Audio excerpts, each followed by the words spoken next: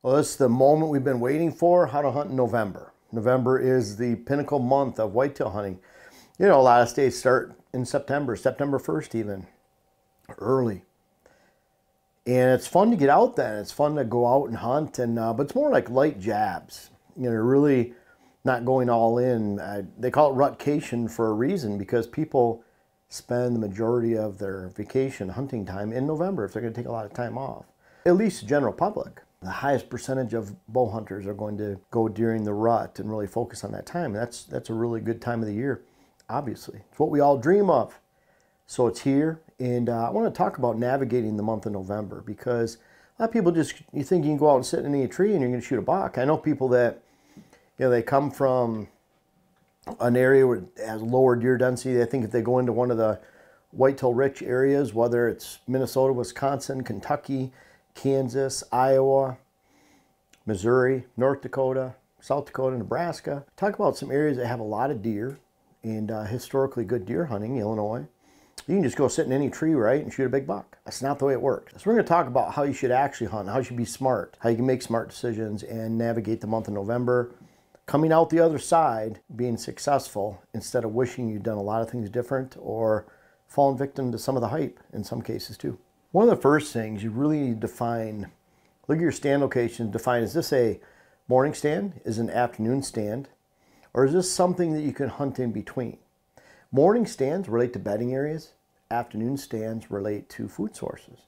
Sometimes you can find that stand that's perfect in between. I would want thick cover. I would want it to be between. I would want it to be in some type of funnel. Water holes are great for this, but in order to have a stand you can sit in it all day, meaning it's not an AM stand or an afternoon stand, it needs to have a little bit of everything. It needs to be in that X, a movement. That's why I talk about that X stand location. We have about 10-15% of all our stands are an X stand, or the rest are morning or evening. We have about 50-50 when it comes to the rest. So really think about that. You really need to define, because that right there is going to help you. What it does is it helps you score the sit. Because if you're in a morning stand all day, then you're putting yourself in a bad position for the afternoon. It could be the perfect morning bedding area stand, but deer are leaving your position the closer it gets to dark. That means what was a 10 out of 10 is now a 0 out of 10, a 1 out of 2, 1 out of 10, a 2 out of 10 for the afternoon. So overall, if you have a 20 out of 20, you're now looking at a 12 or 11 or a 10. You're losing a lot of value for that day because you didn't identify your stands. Now maybe you have an X stand where you could have it 10 during the day, 10 in the morning, 10 in the afternoon. You can accumulate that score. But really look at it more methodically than that. Look at it like, I need to score these sits. I need to make sure I'm in the right location relating to bedding. And that means you can't go through the food source to go get to a bedding area, stand in the morning. You have to go well around, and call it an end around, where you're going all the way around that food source, getting into a bedding area stand on the downwind side, and you're on the edge of the bedding, not in the bedding. Because if you're in the bedding, you're screwing up that stand for another time. You're destroying the value for day 2, day 3, day 4, because now deer come in 2-3 hours later, smell your handprint somewhere, and a mature buck won't come back. Those fawns, young bucks, they're really deceiving you. If you're after that oldest buck in the neighborhood, you can't afford to make mistakes. You have to score the sit to grasp the highest potential of your sit, but then at the same time, you really have to define those stands. Very important to do that. If you're going into an afternoon bedding area stand, don't. Because if they're there and you spook them, they're not coming out to that food source anymore. If you spook the food source out, they're not going to be in that bedding area. I'd rather spook a bedding area stand out, getting out in the morning, didn't realize there was a buck bedded 70 yards away, which doesn't happen very often. Usually you're more aware than that. I'd rather take a chance on that than spooking out the food source. The food source is the bottom of the funnel of daylight movement. You might have bedding areas in a given location, and then here's this food source down here, and all these bedding area transitions come to that food source. It's the bottom of the funnel of daylight movement. They're all moving there. You spook out this bedding area or this bedding area, well, there's still 4 more. Maybe they just go over to the neighbors over here. The bottom line is they're still hitting that food source if you don't spook out the food source. You spook out the food source, you just destroyed all those bedding areas. Because a mature buck wants to relate to a food source where he can go to, and he's pretty smart about it. If he hears you, sees you, or smells you, he's not coming back. He'll travel a long ways. Think about does have About 20% the home range of a mature buck. Much smaller movement pattern. Mature buck doesn't think anything of going over there a mile and just relocating. That's why they have such different habitats from summer to fall. They don't mind traveling about a mile, mile and a half from their summer to fall habitat and just completely relocate. They'll do the same during the season if you spook them out. If you spook them out in the bedding or the food source, they're just gone. So they don't come back. Where those does, young bucks, they'll get pushed around. They'll move a little bit over here, a little bit over there. And they make you think everything's good because I saw the same number of deer. You're just not seeing those older bucks because they're a mile away. They're gone. That's why you see them deer in the middle of the night.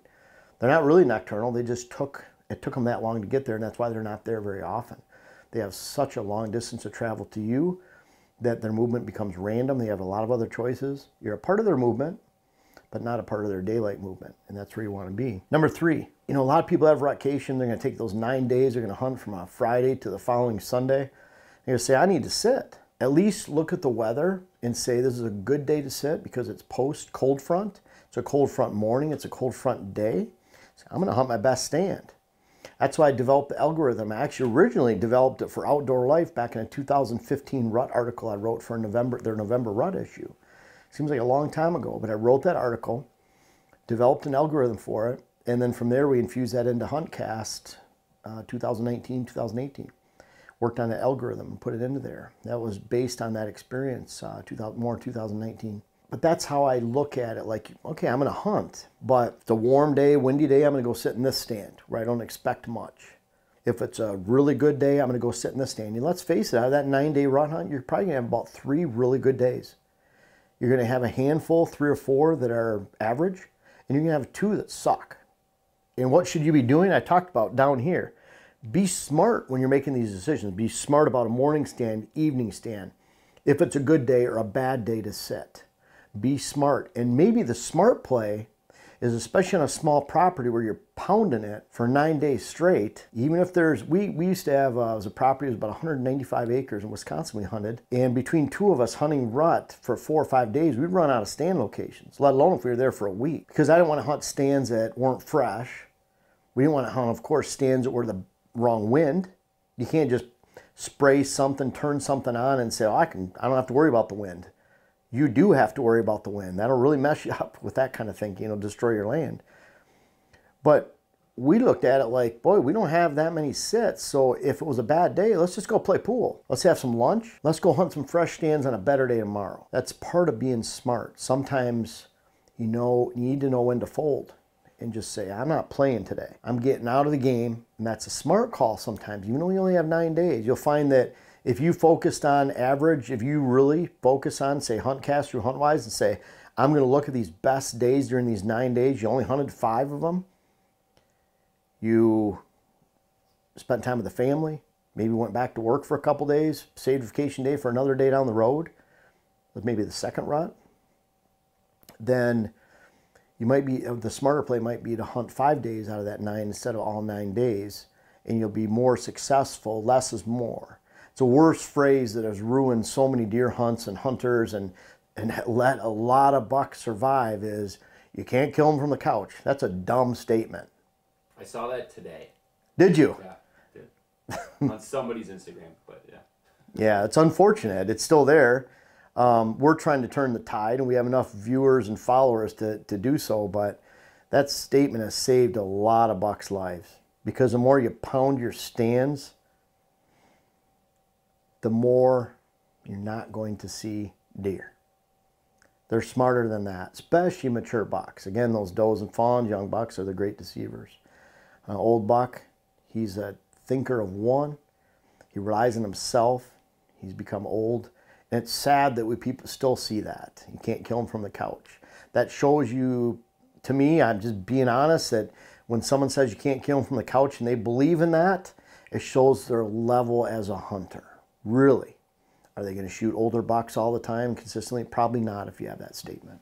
Number 5, the long game. Always think about, you're making decisions not just for tomorrow where you sit, but how does this sit affect the following day, and the following day? Even if you're just looking at your rutcation of 8 or 9 days of hunting, you're looking at that, boy, if I go all in for broke this first day, then I might be in I might be in trouble. Because you can take a private parcel that's 100 acres, hit it hard for 2 days and your hunting's done for a week.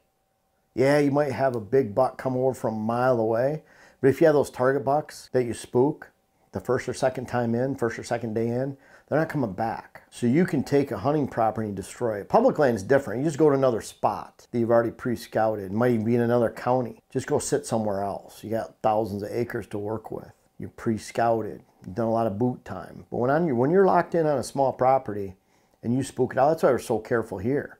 We're so careful in Wisconsin, because if we spook these properties out, you know, I can go hunt some public land around here, some good public land. I know some good spots, but I like targeting these certain bucks that we get to know on a daily basis. You know, really hunt target bucks. That's part of the game and strategy. I mean, I'm not going out and just hunting any buck. Dylan and I are going tonight, and there's Barry, who has a broken G2. He's a really beautiful 5-year-old. We have both sets of sheds we found last year. Dylan, put you on the spot. Barry, beautiful buck. Nice 10-point. Solid 10-point. Beautiful 5-year-old. Broken G2. Missing about 10 inches. Let him have it. Yeah. Yeah, we got pictures of him. The taxidermist can add that back. Yeah. Yeah, I just wanted to see what Dylan was saying. And I would say with Dylan sitting over my shoulder, and we talk about that too. You know, I passed up 45. He's a nice 5-year-old 10-point. The other day I was by myself. It was a little early. If Dylan was in the stand with me, if Dante, I know if you were in the stand with me filming Dylan and 45 went by, you would have probably hit me in the head if I didn't shoot him. So, but, and then we also have Bo in that stand. So when we go out there, Bo is one of my main target bucks. And if Bo walks by and Barry, we're specifically going out to that stand tonight for one of those deer, specifically. And that's the fun in the game. And this is a stand we haven't sat in this year. We've had both of those bucks in daylight at that stand location. And Bo is traditionally around this area along with Barry. So that's an area where we specifically are going into. We've let that stand mature. It's like the pre-rut. It's right around that time. Dylan's phrase, the pre-rut. But it's the 20th, and that's really on the border, really knocking on the door of the pre-rut. So we're within a day or 2 days of really some great action, and that can be tonight. But the long game, you know, we haven't even hunted that stand. The next time we hunt it might be a week from now, 2 weeks from now. Some of you only have 1 or 2 stands to sit. Just be smart about when you hunt them. Maybe go somewhere else and sit. Save those best stands, and you're going to navigate this month of November really well. Number 6, should you call? I love using a grunt call. If the deer's going by a buck that I want to shoot and I need him to come over a little bit closer, that's when I use a grunt call. That's when I use a bleat call. I don't just do it blindly. Now, if I hear a buck raking some brush, I did this a few years ago. Hear a buck, of course, you picture that it's some 6-year-old 170, 80-inch monster. And so I grunted, blind grunted, but I had a purpose. He's there. Just didn't know who it was, and he comes over as a little 6-point. He sounded huge, but the bottom line is when I grunted, he ended up coming over my way. Bleat calls can do the same. But when you're rattling, a lot of times they come downwind of you. So if your dun one's not secure, don't think you're going to rely on a gadget, gimmick, spray, gel, contraption that's going to hide your scent. It's not. So if he comes downwind of you looking for a fight, he's specifically looking to smell you, smell another buck. But he's out there. He's very aware. You have to be very careful. Plus, in a lot of areas where when you get into the high hunter number states across the Midwest, from Minnesota, Wisconsin, over to New York, Pennsylvania, even down into a lot of portions of Ohio, Indiana, even portions of Illinois, and everywhere in between over to the Northeast, down to the Southeast. When you get in those states that have a lot of hunter numbers, those bucks are very wary of calling, especially when it comes to rattling, growls, snort wheeze, things that are very aggressive. They get shy. That's why they've lived long. They also get shy towards hunters. They get shy towards other bucks too. So really be very wary on using calls. I only call when I want to get something to come a little bit closer that I see or I know is right in that vicinity. Scents. I don't use any scents. What's the best form of deer scent? You know, attraction is their scent. So we use our licking branches, our vertical licking branches. Does, fawns, bucks, they participate in leaving their preorbital gland scent on that branch. We don't spray anything. So you can have a few dozen deer that have left their scent over there in the last several days, and that's a very powerful attraction. If we go spray on it, we're just covering it up. So I love some type of natural scent that's left on that vertical licking branches. Rubs are kind of cool, but you don't have does and fawns leaving their scent on that rub. You find that a rub most of the time is hit once or twice. It's very visual. And obviously, if it rubs in the woods, a buck is going to rub. If he's walking that direction, he's going to go by and sniff it. Maybe even rub on it. But most rubs are only rubbed a handful of times. And they're not going to establish that daily pattern over and over and over again of deer walking down a trail, leaving their scent. And when does and fawns are leaving their scent too, the more the better. The more they're invited to the party. And that's what a scrape does. So we love our mock scrapes. I like some type of cover-up scent. We spray down with a Limit-Shield. I believe in that product. Spray down with a Limit-Shield, legs, boots, and I don't expect to leave much scent behind. That's very important. I think that's more important than thinking you're going to cover your scent, is that something that you can spray to leave very little scent behind so deer just don't really care. I think that's a problem with hunters that hit their property hard. Say 80-acre chunk, 3 guys hunting, 3 hunters, 3 days later, you just left a spider web of scent around the entire property that any mature buck smells, they're gone. So you have to be very wary about how much scent you leave. So clean clothes, clean boots, spray down. At least you don't leave much behind. That's my whole scent regimen right there. Because when I'm on stand and something's downwind of me, I messed up. The best form of scent control is your stand location and gimmicks. Whether it's a scent contraption machine, all kinds of things in the deer woods, of new calls, new scents, to help you shoot more deer, get more deer. They all come out this time of year. They all come out in November. That's the #1 use. That's the #1 online traffic for hunting. That's the #1 way for manufacturers to suck your dollars out, is during November. So be very wary of things that sound too good to be true. #7, expect your opportunities in November to die. Just because it's November doesn't mean it's good hunting. You have to follow the phases of the rut, because the pre-rut, that's typically in October in most areas in the Midwest, and that could be early November down in southern areas. Tennessee, Kentucky, Arkansas, Missouri, southern Missouri, Kansas. That's more early November. But from end of October, early November, that's the pre-rut. Then you get into the lockdown phase. When is that? The lockdown phase is when all of a sudden a bunch of does are coming into estrus. It's that exponential. It's that rise right here. All of a sudden, in here to here, a lot of does are coming into heat. Pre-rut's right here, peak rut up here. A lot of does are coming in, so all the bucks get invited to party. Peak rut, they're coming off does. A lot of times there's more fighting that involves them because they're waiting for does to come in. They're really searching, seeking. That's the peak rut. And then you have the post rut, where there's starting to be an exponentially less and fewer does coming into heat every day. Those old bucks don't want to give up. They're looking around. But then what happens right after that? Bucks are tired. They've had 2 weeks of running 24/7, 10 days of running 24/7. They've burned off 20% of their energy or their fat reserves. They're really wore down. They can't do that every single day for a month straight or they would die.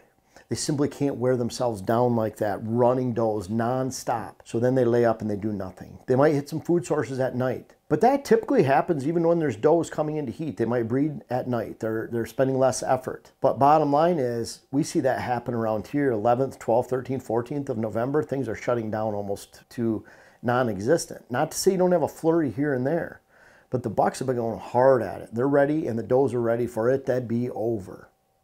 Then you have the second rut. That's an awesome opportunity taking place about a month after you start seeing that lockdown, when a lot of does are coming into heat, beginning of the peak rut.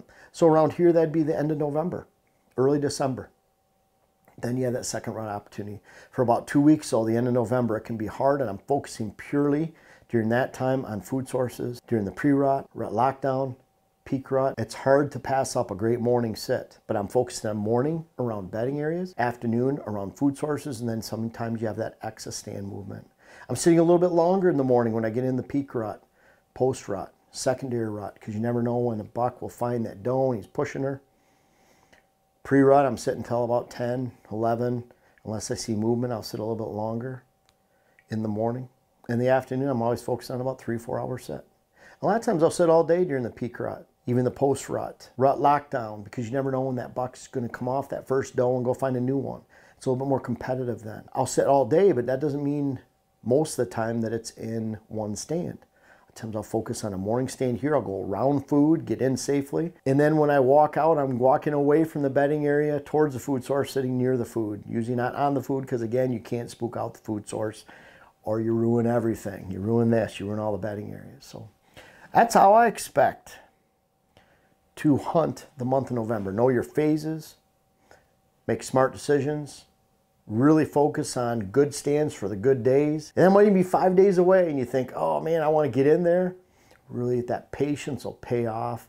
Remember, there's a long game during the rut. Even if you have 9 days, play the long game, not the first or second going all for broke. Don't be a gambler. Don't take chances. Maybe the last day, the last 2 days, take a chance. You know that, because it's over with. But be smart. You can navigate November. It's the rut. That doesn't mean you throw caution to the wind. Make good decisions, and you'll find that every year you find consistent success. And being smart, being patient is the opposite of you can't kill them from the couch. Have more in your repertoire of strategies than just you can't kill them from the couch. Make smart decisions and you'll be able to navigate not only this November, but every November, and make sure you go into November expecting success because you're being smart and playing the long game every November, this November, every November, and every November after. I urge everyone out there to really check out my web classes. They've been wildly successful. We have one that details how you should design your land, another one that details how you should plant and maintain and manage a food plot program. How can you make those decisions that fit your land specifically and not someone else's?